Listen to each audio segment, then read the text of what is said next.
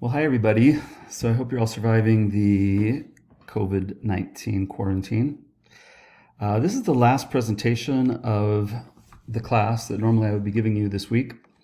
And so I hope you'll take a few minutes and watch this. This isn't new material for the 214 course, but rather this is an introduction and an overview to the 414 course, which is offered every fall semester, and for which I would like to give you a little bit of information so you can plan ahead as you're working out your schedule for the coming year or two. You'll see my note in red at the bottom. This is offered every fall only, not winter or spring or summer. And I would encourage you to take it sooner than later if you liked this class and if you're interested in water, environment, and transportation fields. Even though it's a 400 level course, what I'm saying, I suppose, is don't wait until you are a senior to take this course. If you are interested in water, environment, transportation, bump this up to your junior year, and then take one of your 300 levels in the senior year that may not be as critical to these areas. So let me talk to you a little bit about 414. And the reason I'm telling you that, by the way, is because there are a lot of research opportunities in the transportation labs, the water labs, the environmental labs, if you have this course under your belt. Also, some really good summer internships are available if you have 414 under your belt. So take it sooner than later.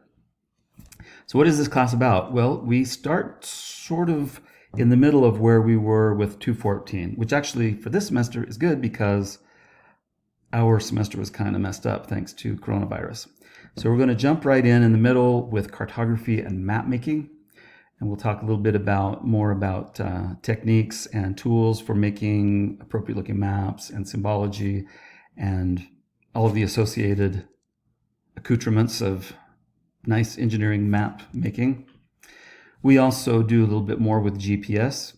We have one lab that I really like, which is a geocaching lab where we send you out into campus and around Provo to do this geocaching treasure hunt. If you don't know what I'm talking about, look it up. It's actually a lot of fun.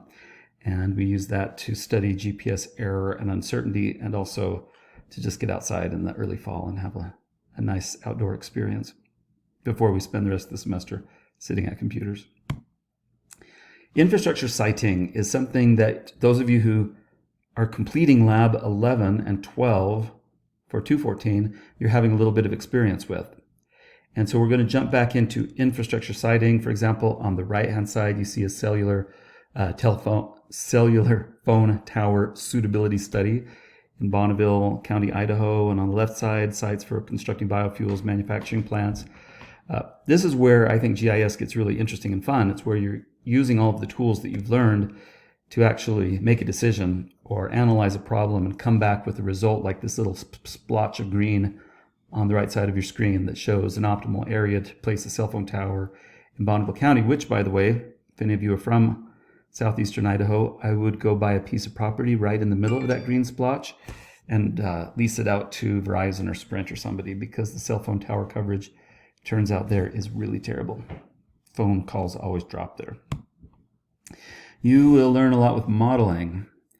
So in this course 214, we have played around with this idea of a workflow, data going through a geoprocessing process, and then spitting out new data at the end, and then combining that data to process to create new data.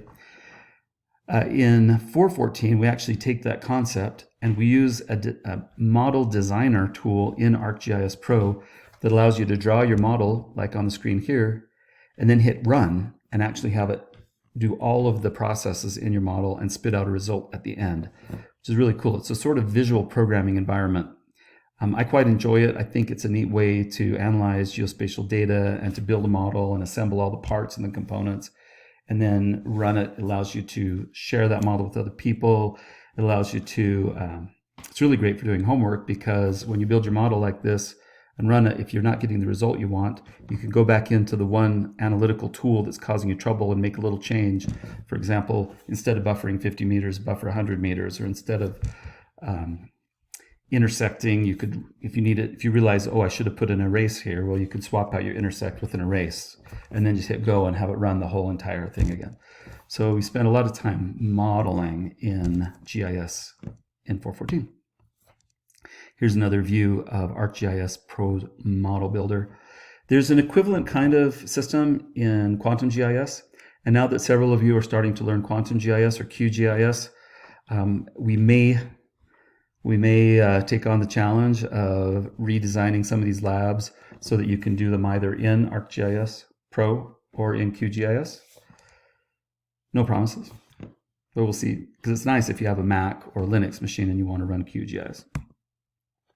We will also do some GIS programming. And when I'm talking about programming now, I don't mean like the visual layout programming in the previous screens, but actually writing code in Python. So those of you who were like trying to decide between computer science and civil engineering because you really like programming, like me, you were 12 years old when you got your first computer and you started coding in it and it was a lot of fun, and you're wishing you could do some more of that, you will enjoy this part of 414. Near the end of the semester, last few weeks, we actually get out of the visual programming environment of Model Builder and we start using a scripting programming environment. It's effectively the same kind of idea, but you write code saying, read this data set, run this clip, or run this intersect, or run this projection, or run this erase, or whatever. And then you hit run and let it just run through the whole script. Here's another little view. You can see a couple of things going on here, like partway down. I don't know if this is showing you my arrow, but arcpy.gp.extract by mask _SA. That means it's a spatial analysis of extract by mask. That's essentially an intersect function on a raster data set. Map algebra is combining raster data sets. And here's some filtering and so forth. So effectively, we're just like lining up the processing tools one after another in code and saying, go ahead and run them all. We will do quite a bit more with satellite and airplane imagery. As you can see in this picture, we're looking at some satellite imagery. I think this is before and after of the tsunami in Japan a few years ago. Anyways, we'll play around with satellite and airplane imagery a little bit more. We do quite a lot with terrain analysis. This gets pretty cool for those of you interested in water, environmental, or transportation areas, because we could take a data set of elevations and from that extract things like, on the right, avalanche hazards, or on the left, the watersheds. This is one of the lab assignments you'll do where you extract the watersheds from Rock Canyon, just outside Provo, from nothing other than an elevation map. And then we program it so that the computer can go around and find all of the boundaries of the drainage areas for little watersheds, as well as the blue line streams that would run through the middle. We will play a little bit with 3D analysis and visualization. ArcGIS Pro has some built-in 3D stuff that's really cool. There's some pictures showing you some of the capabilities of the ArcGIS Pro 3D stuff. And just a few more views of some of the labs. The numbering isn't exactly the same right now, but you've got your My First Map, which sort of reminds you of everything you did in this class in 214. You've got that geocaching I was talking about, finding, using GPS to find data in campus. Fun with old maps. I love this one. This is where we're going to take some old historic hand-drawn maps like the one here on the bottom left and then geo-rectify it, basically twist it and squish it and stretch it so that it actually fits on a real map on the landscape. So then you can analyze data inside it, like see what has changed over time. We'll do Walmart again. I know so some of you didn't do Walmart because you're opting out of Lab 11 because you're going to go for the pass-fail option this semester. That's fine. You will get a chance to do Walmart, so don't feel too bad. In fact, it's actually, this is a slightly better lab of Walmart because we'll use Model Builder this time, whereas instead of just sort of running each tool separately like you're doing in Lab 11 in our current class, here you'll build a single model that will analyze the whole Walmart problem.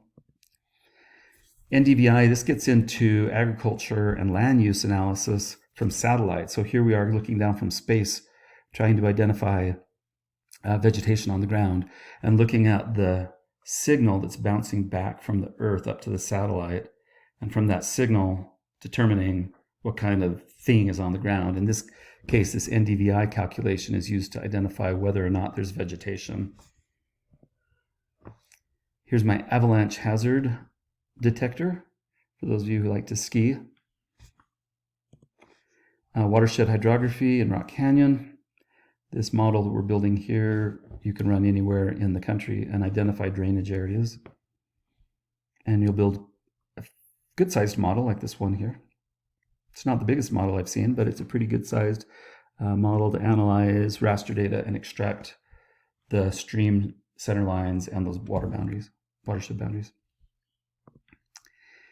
This is the big Southern Butte in southeastern Idaho. I'm emphasizing the word Butte because I had a TA who I didn't realize this, but she kept talking to the students about analyzing the big Southern Butte until I corrected her. I said, no, actually the E on the end means to say butte. A butte, for those of you who don't know what a butte is, it's usually a dormant volcano or an extinct volcano. They're found around the Intermountain West quite a lot and other parts of the world. So we will analyze the big Southern Butte and see if just using elevation data can we figure out how much mass was ejected from that volcano when it was alive 10,000 or more years ago. My cell phone tower analysis, I showed it to you a moment ago in Bonneville County up in Idaho. Here's the result of what it looks like when you're running it in Utah County. And we can do the same analysis and find out optimal places to put a cell phone tower in Utah County. You can use that for your property buying purposes. Least cost path. I really like this least cost path stuff.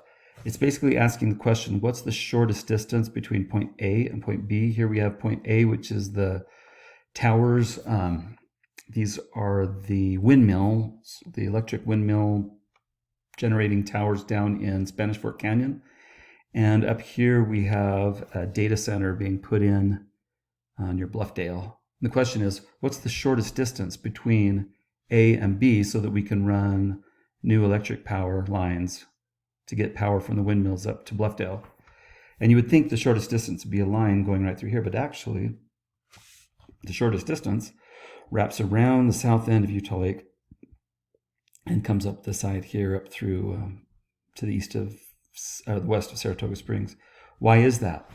Well, because we have a different definition of shortest path when we're thinking in terms of getting something from point A to point B on a real landscape. Because the shortest path may not be just linear distance, but it might be in terms of cost. The cost. Think about the cost of running this huge power line right through the middle of Provo City or right through the middle of Utah Lake. And here we're going to rerun the cell phone tower analysis, but do it in Python. So this is some Python code. Don't worry, it's not all code. All that green stuff is just comments. And then all these add messages, those are just little pop-up information messages. There's really only 1, 2, 3, 4, 5 lines of code, of actual code that you have to learn in this whole screen here. And the map atlas creation. This is a fun lab because the map atlas, you will basically write a code that you push play on, and it builds a giant PDF file with page after page of specific maps that you wanted to generate. So automating something like that saves you a lot of time and energy versus doing it manually. I will tell you, those of you who are considering taking this class or not taking this class, 414, that I've had a lot of testimonials from students who took the class and then went out and got internships in the summer between their junior and senior year. And even more so, students who have graduated and then got a job in a civil engineering company. And when it was discovered that they had mad GIS skills, they got big fat raises and all kinds of fun, cool projects to work on compared to the boring projects their fellow students were working on, or new graduates. So that's my introduction to Civil and Environmental Engineering 414, a little promo for you to encourage you to sign up for it. I teach that class. It's a good class. If you enjoyed what you're able to get out of this class or wanted to learn more, you'll get a lot out of 414. And like I said, especially if you're thinking about going into water, transportation, or environmental engineering aspects of civil engineering, you will definitely want to take this sooner than later. So good luck, all of you, with the last few things you're wrapping up for the end of the semester, and we'll talk to you later.